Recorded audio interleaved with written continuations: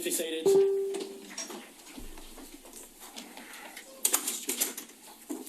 Your Honour, Commissioners, this is the Royal Commission's 54th case study. This public hearing will... dealing with the subject of a victim having to confront the abuser, you know, of course, that the Royal Commission found that the Jehovah's Witness written policies and procedures should clearly state that it is not a requirement in cases of child sexual abuse the victim must confront her alleged abuser. You know that? Yes. And that it was recommended that members of the organisation more generally should be advised in writing of the specific exemption that applies in cases of child sexual abuse. You're aware of that? Yes. And the letters to elders now make it clear that this is not required. Is that right? That's correct. Paragraph 13. That's correct. Yes. And but not the service desk guidelines. Am I right? Or have I overlooked it? I'd have to just give me a moment. Thank you.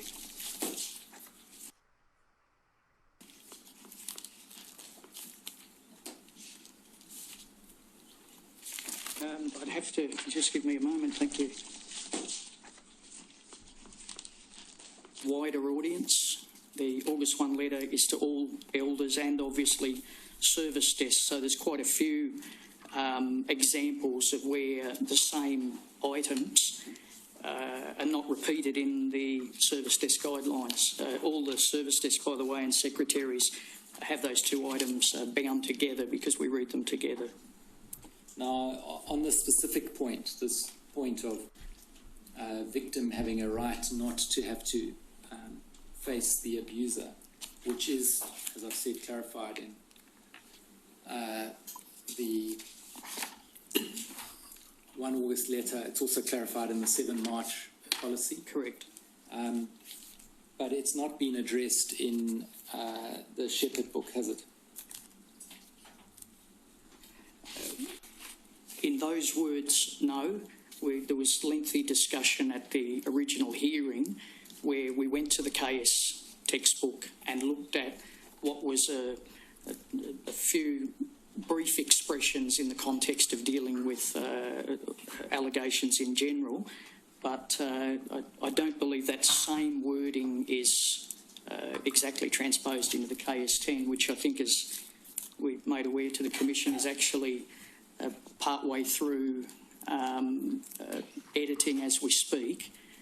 We provided the Commission with the adjustments that have been made to date, and we're expecting that there'll be an entire adjustment of that and made available to all elders, but it's certainly much clearer in the documents. Mr. Spink, sorry, that is new to me at least, so let's just unpack that.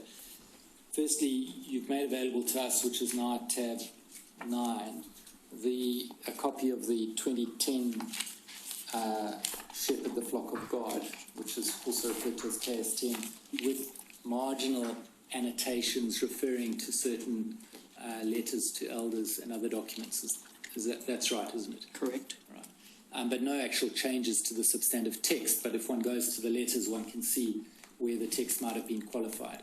And I believe on your copy there as well, those are marked beside it, and that's been distributed to every elder around the world. It's actually a live document electronically now where, as those changes are being made to that book, they're made live to every congregation elder. So we've simply given you a PDF version of the live copy.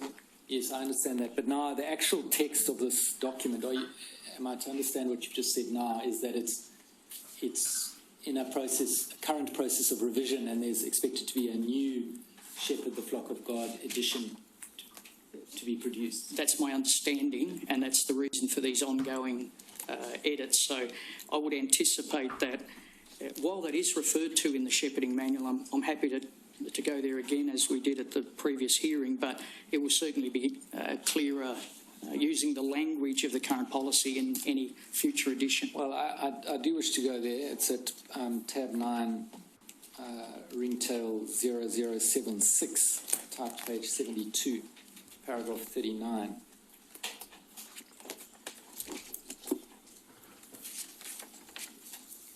Now, accepting that this is not dealing specifically with child sexual abuse, it's dealing with serious sin generally, that's right, isn't it? That's correct. It says that under the heading, if the accused denies the accusation, the investigating elders should try to arrange a meeting with him and the accuser together.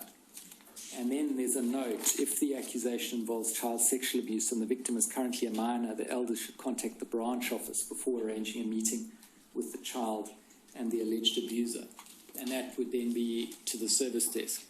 That's correct. Yeah, and it's the service desk guidelines which, unlike the letter to elders, that don't have the position clearly stated that a victim has a right not to have to face her accuser.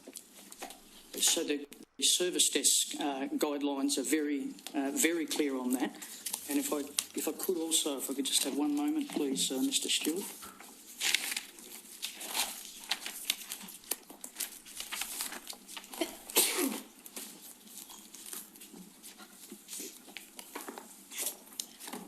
If I could, apologise if I'm repeating something that you've clearly stated here, but in the August 1, 2016 letter protecting minors from abuse, on paragraph 13. Yes, but that's the letter to elders. Correct. Yes, so I've just addressed not that letter, but the guidelines to the service desk, which is where the elders here in paragraph 39 are referred to. They're referred to the service desk. Correct. Yeah, and the guideline to the service desk doesn't contain an articulation of this right. As I said to you in the letter, the letter to the elders contains. Sorry, if I could, Mr. Stewart, read to you paragraph 1 of the service desk guidelines. Yes. It says the August 1, 2016 letter to all bodies of elders provides direction in connection with protecting children from abuse. The service desk should be thoroughly familiar with that letter and pertinent information in the shepherding textbook. So again, it's audience. Yes. The letter is for all elders. The service desk guidelines are for the service desks. Yes, I accept this thing. So you say you know that, and it therefore doesn't have to be in the guidelines. Not so. Well, it is in the guidelines in that. By reference. Well, the letter is attached. There are two documents side by side that we use together. Yes, now this thing's going on to the next sentence at paragraph 39 of Shepherd. If the accuser or the accused is unwilling to meet with the elders, or if the accused continues to deny the accusation of a single witness and the wrongdoing is not established, so I take it not established scripturally, i.e. under the two-witness rule, would that be right?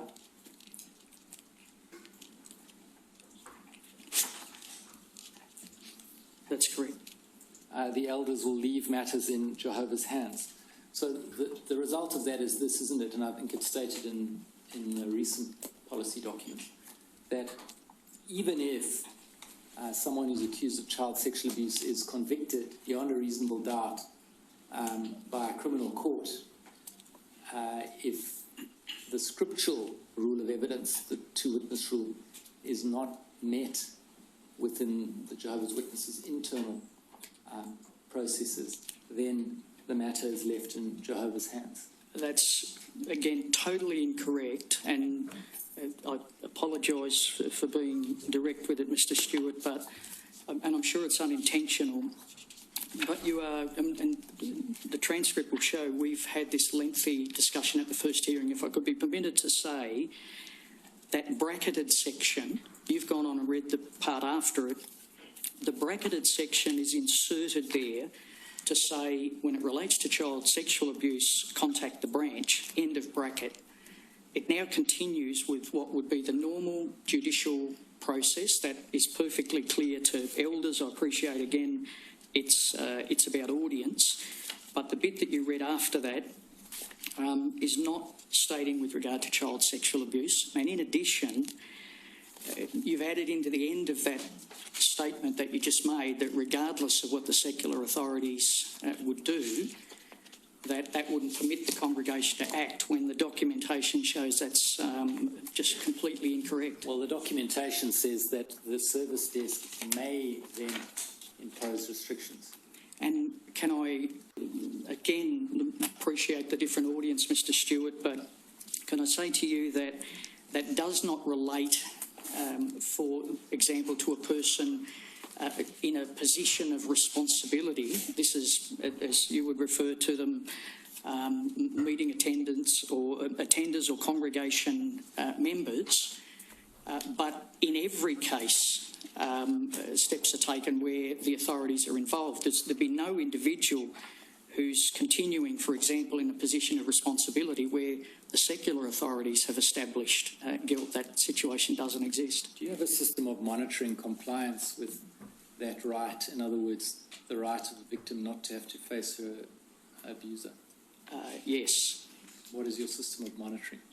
In every situation, as set out in these documents, and as you've stated yourself, the elders call the legal department, they call the service department, and in every case those key issues are repeated, and now of course in the more publicly available document.